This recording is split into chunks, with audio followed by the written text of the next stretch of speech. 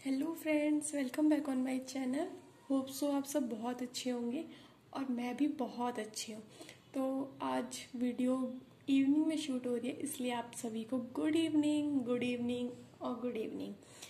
तो आज हम सिखाने वाले हैं आपको आ की मात्रा के शब्द, रीडिंग और सेंटेंस मेकिंग कि आप अपने बेबीज़ को आ की मात्रा किस तरह सिखाएं।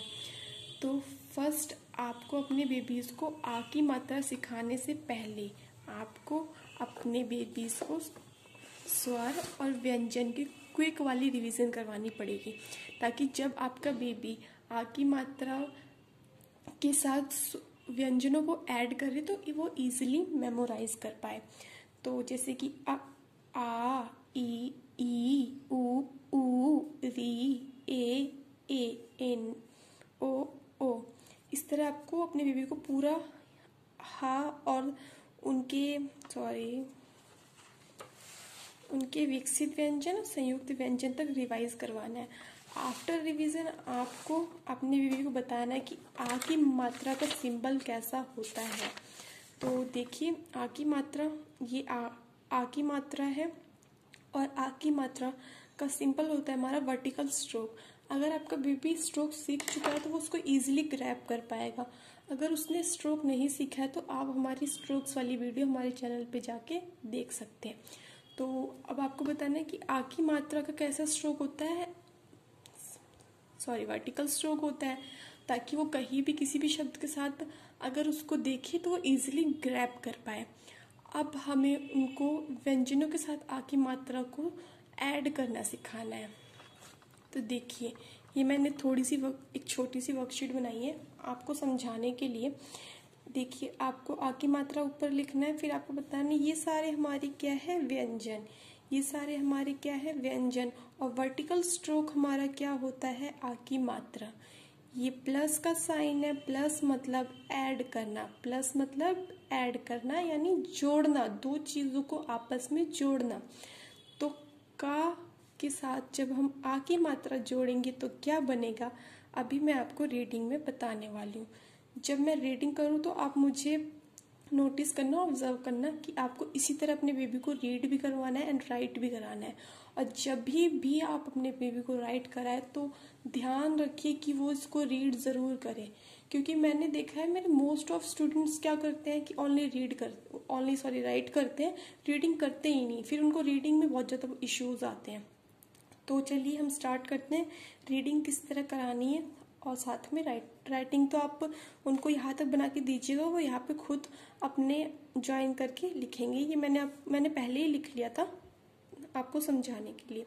तो जैसे देखिए, का के साथ आ की मात्रा जोड़ेंगे तो क्या बनेगा, हमारा माउथ है ना, मुंह, वो ओपन होगा। का क्या बनेगा, का, गा आ, गा, ना आ, ना, पा आ, पा, सा आ, सा, हा आ, हा, जा आ, जा, बा आ, बा, ला आ, ला।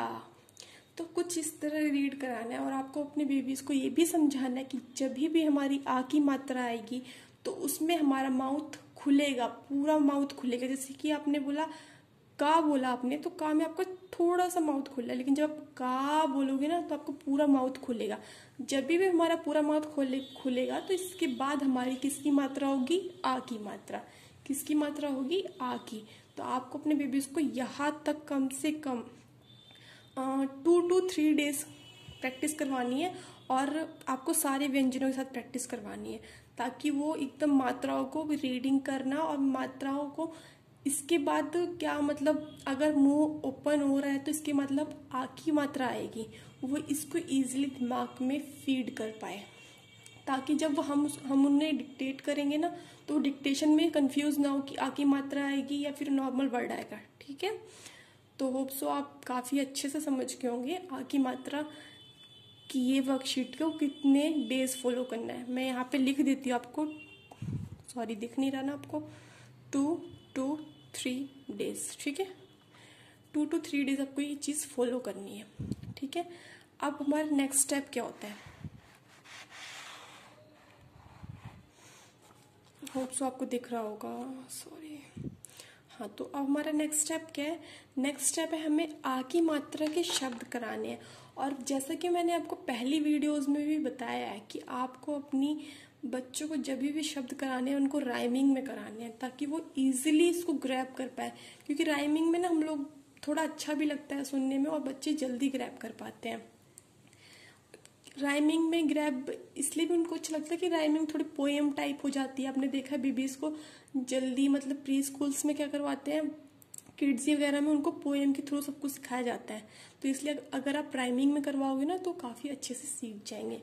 तो देखिए, जा प्लस आ प्लस मा, जा आ मा जाम, रा आम राम, का आमा काम, बा आमा बाम, ला आ रा लार, का आ रा कार, मा आ रा मार, जा आ रा जार।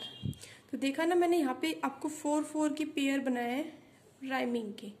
आप जैसा कि देख पा रहे हैं मैंने 4-4 के पेयर इसीलिए बनाया ना कि बेबी इजीली ग्रैब कर पाए। क्योंकि देखिए ये वर्ड तो उसके लिए कॉमन हो गया और ये वर्ड, ये व्यंजन हमने चेंज किए हैं तो वो इसको इजीली पढ़ पाएगा। और अब आपको इस वर्कशीट को कितने डेज फॉलो करना है, तो इस वर्कशीट को आप एटलीस्ट 10 डेज फॉलो करें। अगर आप 10 डेज नहीं फॉलो करते, आप सोचिए आपको लग रहा है कि आपका बेबी 2 डेज में भी सीख रहा है, तो बिल्कुल वो सीख जाएगा, इसके लिए मना नहीं है। बट वो जब आप उसको डिक्टेट करोगे ना तब उसको बहुत ज़्यादा प्रॉब्लम आने वाली है। फिर वो कंफ्यूज होगा आ की मात्रा आएगी कि नहीं आएगी। जैसे कि मैंने बोला जाम, जाम आप खुद बोल के देखिए, जा के बाद मुंह हमारा ओपन हो रहा है, अगर हमारा मुंह ओपन हो रहा है तो क्या आएगा, आ की मात्रा, ठीक है। तो कुछ इसी तरह आपको अपने बेबीज को ये वाली वर्कशीट 10 डेज फॉलो करवानी है। उसके बाद हमारा नेक्स्ट स्टेप क्या होता है या फिर मैं क्या करती हूँ हमारे स्टूडेंट्स को सिखाने के लिए, मैं उनको इस तरह से वर्ड्स देती हूँ फुल पेज करने के लिए। इस तरह वर्ड्स देने से क्या मतलब बेनिफिट है, फर्स्ट पेज पे 1 पेज पे आप 3 वर्ड्स दीजिए, वो राइमिंग में दीजिए। 2 डेज तक राइमिंग फॉलो कीजिए, फिर नेक्स्ट डे से आप तीनों वर्ड्स डिफरेंट दीजिए, ताकि वो रीडिंग करना सीख जाए और वर्ड्स को ग्रैब करना भी सीख जाए। और आपको इस चीज़ का भी ध्यान रखना है कि ये मात्रा आप जब भी पढ़ा रहे हो या फिर सिखा रहे हो, आप उनको रीडिंग ज़रूर करवाइए। ये मस्ट है, रीडिंग तो बहुत ज़्यादा मस्ट है। उसके बाद तो हमारा नेक्स्ट स्टेप क्या होता है, हम फटाफट अपने स्टेप्स की बात करते हैं। मैं डिक्टेट करती हूँ। जब हमारे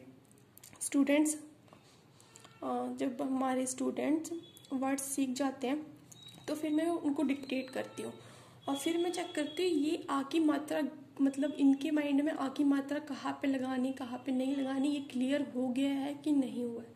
अगर तभी भी नहीं क्लियर हुआ है तो फिर से आपको वही स्टेप फॉलो करने पड़ेंगे। अगर क्लियर हो गया तो वेल एंड गुड है। फिर आपको उनको सेंटेंस रीडिंग करवानी। उसका नेक्स्ट स्टेप क्या है, सेंटेंस रीडिंग। फिर आपको उनको सेंटेंस रीडिंग करवानी है, 4 to 5 लाइन्स करवाइए। और सेंटेंस रीडिंग के साथ आप उनको पर डे 1 सेंटेंस, जैसे यहाँ पे आपने एक पेज पे पूरा 1 सेंटेंस लिखा और उनको पूरे पे लिखने के लिए दिया और उनको बोलिए कि आप इसे पढ़ के राइट करिए। जब आपका बेबी ये भी सीख जाएगा फिर आप उनको सेंटेंस के पैराग्राफ्स रीड करवाइए और लिखवाइए। उसके बाद में आपको उनको डिक्टेशन बोलनी है। डिक्टेशन कैसी, वर्ड्स की तो हमारी डिक्टेशन हो गई है, अब हमें उनको बोलना है सेंटेंस की डिक्टेशन। और फिर देखिए कि आपका बेबी कितना सही लिख पा रहा है, कितना नहीं सही लिख पा रहा है।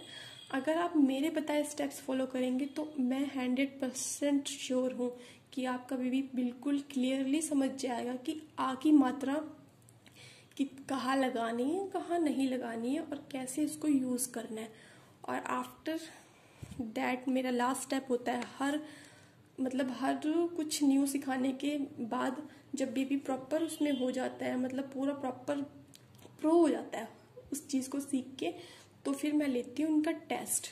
ठीक है, तो टेस्ट लीजिए और अपने बेबी को सिखाइए और हमारे स्टेप्स फॉलो कीजिए। अगर आपको फिर भी बेनिफिट नहीं होता है तो आप हमें कमेंट सेक्शन में बताइए, लेकिन अगर आपने इन स्टेप्स को फॉलो किया तो मैं मतलब 100% गारंटी लेती हूँ कि आपका बेबी आ की मात्रा कभी लाइफ टाइम में नहीं भूलने वाला, कभी नहीं भूलेगा। ठीक है फ्रेंड्स, तो हमारी वीडियो यहीं पे ख़त्म करते हैं। नेक्स्ट आएगी वीडियो ई की मात्रा, और नेक्स्ट हम बात करेंगे ई की मात्रा पे। छोटी की मात्रा बड़ी की मात्रा दोनों कंबाइन कराऊंगी मैं, आपको समझाना है, फिर आपको अपने बेबीज को कैसे कराना है वो आप मतलब मैनेज करना। तो चलिए अब चलते हैं। Thank you so much. Bye bye, अपना ख्याल रखिए। बाय, टाटा टाटा टाटा।